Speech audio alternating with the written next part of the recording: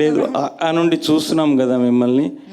ఈ టిల్లు స్క్వేర్లో you look different in all aspects.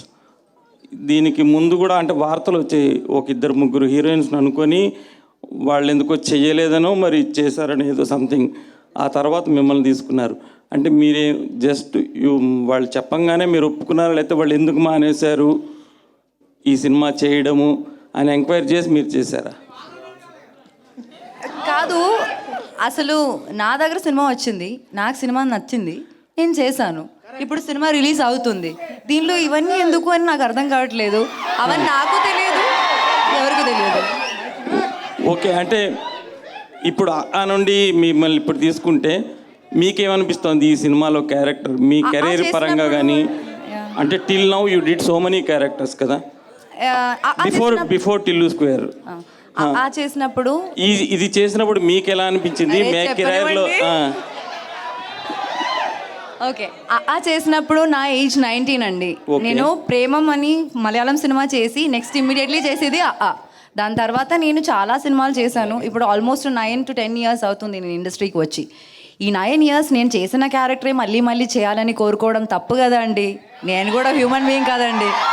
Mallik గారు సార్, ఈ సినిమాలో మీకు దొరికిన ఫ్రీడమ్ ఎంత?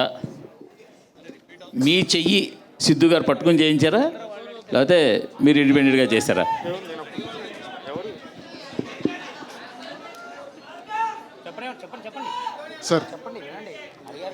సార్ అసలు ఫస్ట్ ఏంటంటే సార్, సిద్ధు రాస్తాడు సార్, చాలా బాగా రాస్తాడు సార్, బ్రిలియంట్గా రాస్తాడు.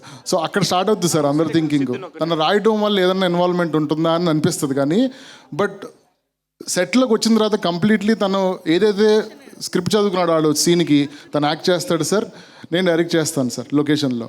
దాంట్లో ఏముంది, కొలాబరేటివ్గా వర్క్ చేసుకొని చేస్తాం సార్. ఈ ఒక్క స్పేస్ అలా లేదు సార్ అసలు ఫస్ట్ నుంచి. ఈ ఒక్క విషయంలో మేమైతే ఈ నెగిటివిటీ రానివ్వకూడదని ఫస్ట్ నుంచి అనుకొని we both wanted to collaborate in this way అని అనుకొని చేశాను సార్.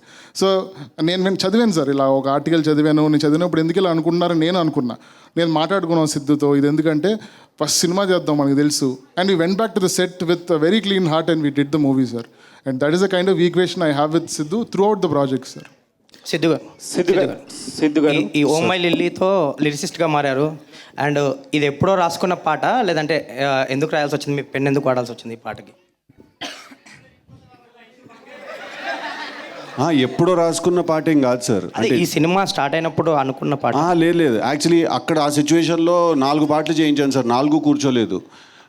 ర్యాండమ్గా అచ్చుతో ఒకరోజు మాట్లాడుతూ he sent tune and we were like okay this is exact kind of tune we want. And మాకు ఆ రోజు టైం లేదు, వేరే లిరిసిస్ట్లకు మాట్లాడి ఫోన్ చేసి. అండ్ ఆల్సో నాకు ఆ పాట వింటే నాకు ఫీలింగ్ వచ్చింది సార్, నాకు రాయాలనిపించింది, నేను రాశాను యాక్చువల్లీ, అంతే. ఓకే.